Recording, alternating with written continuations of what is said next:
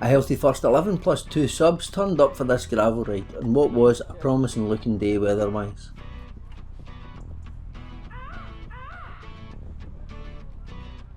Left Eskdale train station car park in Dalkeith on a series of cycle paths which were a wee bit busy with walkers and a few young girls out horse riding on a very pleasant Sunday morning.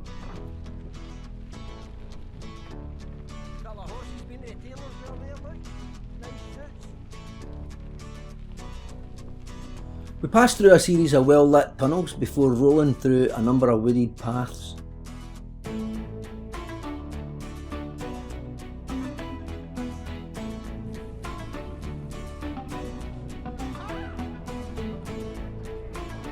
I liked the message on this horse rider's high-vis gilet. It said, "Please pass wide and slow." I might get one of these for days out on the road bike, but I'm not sure if it would make any difference. Motorists would undoubtedly be close enough to read it, but probably going too fast. We were considerate though, and followed the advice.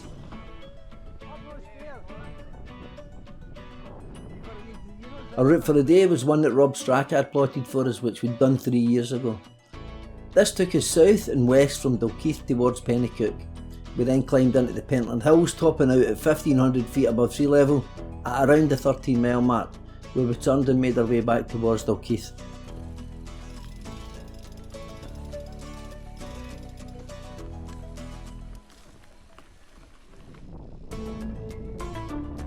If you're enjoying this video, please consider subscribing to the channel, which is free.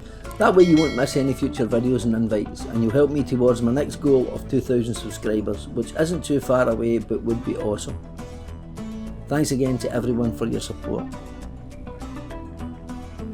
If you'd like to follow any of our routes, you can download the GPX files by following me on Strava at Douglas Gilligan RACC or on Komoot at Specialised.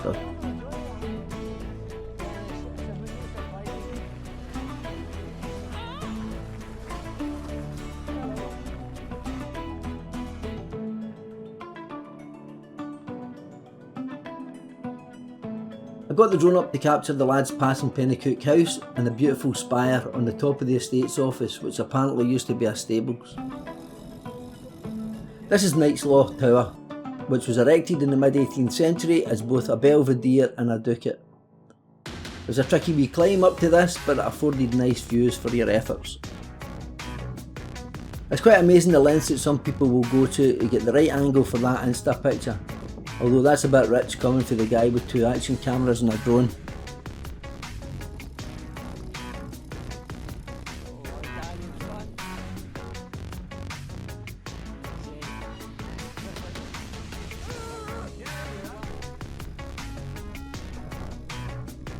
The group on the day was mostly regulars, with a sprinkling of 3 debutantes, and it was nice to see Danny back out with us. The wee man has been conspicuous by his absence this season, so it was nice to welcome him back into the fold.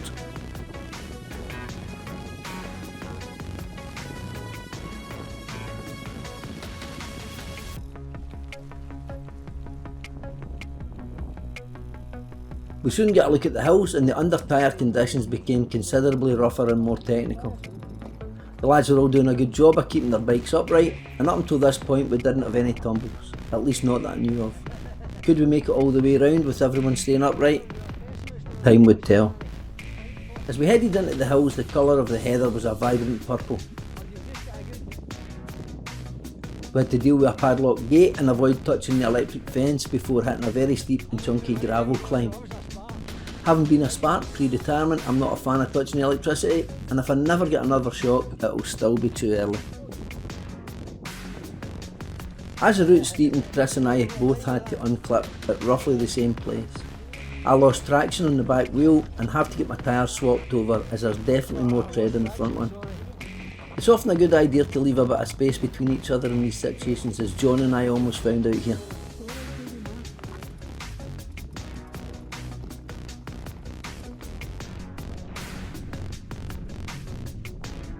I've had these Donnelly Explore M50s on for a year or so now, and I've been pretty pleased with them, but apparently you can't get them now.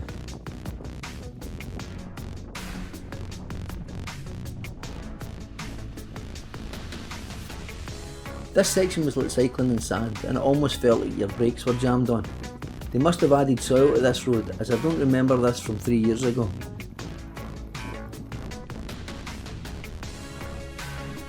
This was our toughest climb of the day, which also took us to our highest point of the day. It was just over a mile in length in total, but according to Strava, the last half mile has an average gradient of 11%, with it steepening to 18 and 19% in places. As you can imagine, there was a wee bit of work in it. You once again get to enjoy some nice views at the top for your efforts in the climb.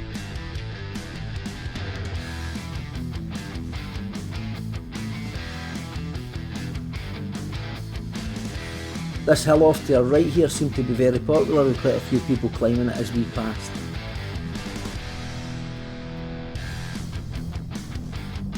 There's then a bit of a bumpy plateau to cross, but after the next gate there's a very enjoyable and quite long flowy descent down towards the tree line.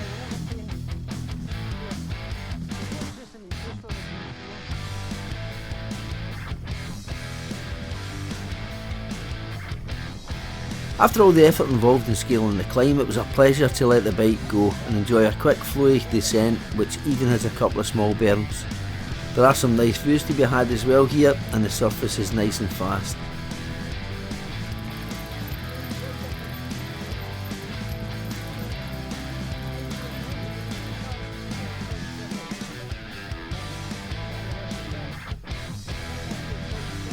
This section is the most memorable from the last time we did the route, probably due to the way the track winds down through the hills, the burn crossings and the technicality of the terrain.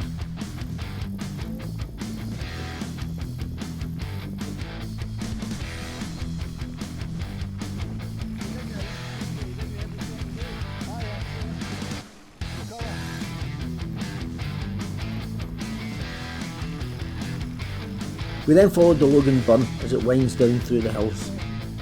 This is a pretty section with a few technical features and some chunky under-wheel conditions. As I positioned myself to catch the guys coming through the burn, John had a wee Superman moment, but thankfully had a nice soft landing. So much for everyone getting round upright thing then.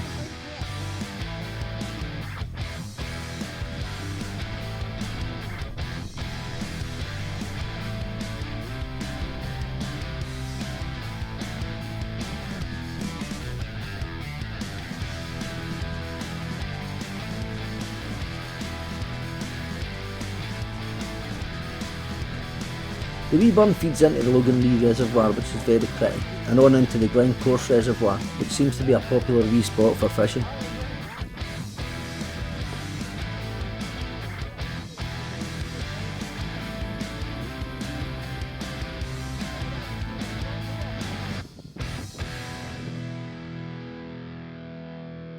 About a mile or so after the end of the reservoir, we stopped at the Pentland Hills Cafe Express. This is a lovely wee cafe, which we would thoroughly recommend. They have a number of bike racks, and the coffee, food and especially the cakes are awesome. We were temporarily a couple of bodies down, but Frenchie and John joined us after about 20 minutes, having suffered a tyre pressure issue. Another goal scuppered and clean sheet ruined. I washed a very tasty slab of banana and nut loaf down with a lovely Americano, as a few of the lads enjoyed paninis and also cakes. And we wonder how we can put in so many miles and not lose any weight.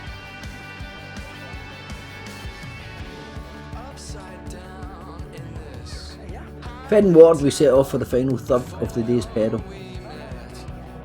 Leaving the cafe, we started up this wee climb between a fence and a hedge, which has certainly become more overgrown since the last time we were here. I rounded a corner to find Stuart having a wee rest, and as we stopped to give him some time to get up, you can see someone behind Gonzo here taking a wee tumble as well. An update on the score: Route 3 Gravelers 0.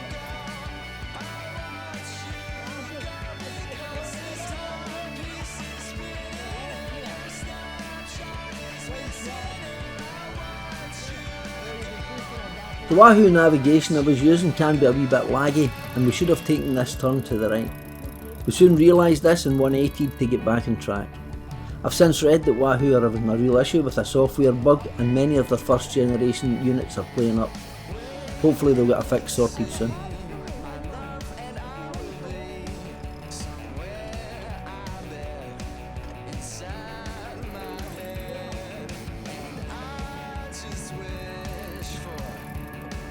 Towards the end of this route, we took a short detour to take in the ruins of the Roslin Castle. It's a wee bit of a deviation from the route and adds in a climb, but it's worth a wee look.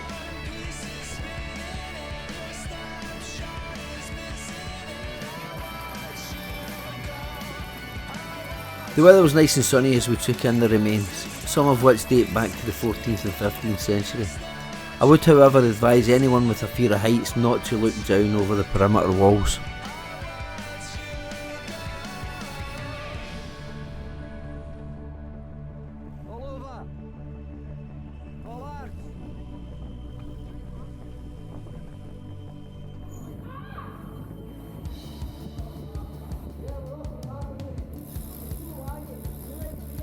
At this point we had a couple of wrong turns and some of the natives were starting to get restless.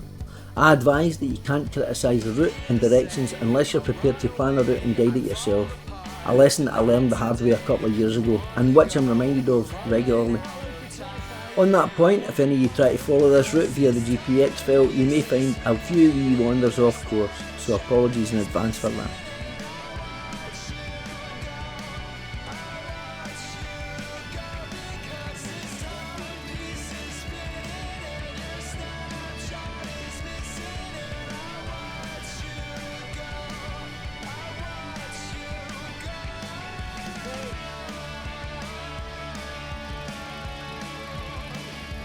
Memory's a strange thing. There are some parts of rides that you completely forget. I did however remember these stairs being towards the end of the route. They weren't too long, but I was pleased that I didn't have an e-bike. I did say I thought there was steps in there. I should really have sought out John at this point and had a conversation with him as we climbed these. There were a number of traffic calming features towards the end of this route which were really tight to actually get your bike through. Stuart almost gets stuck here. Oh, I'm stuck. Oh, watch your cassette. Oh, that's tight.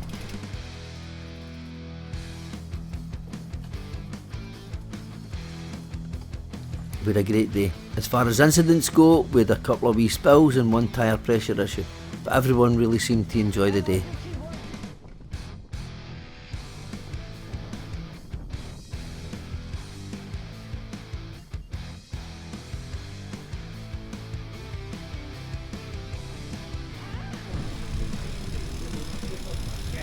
We made it!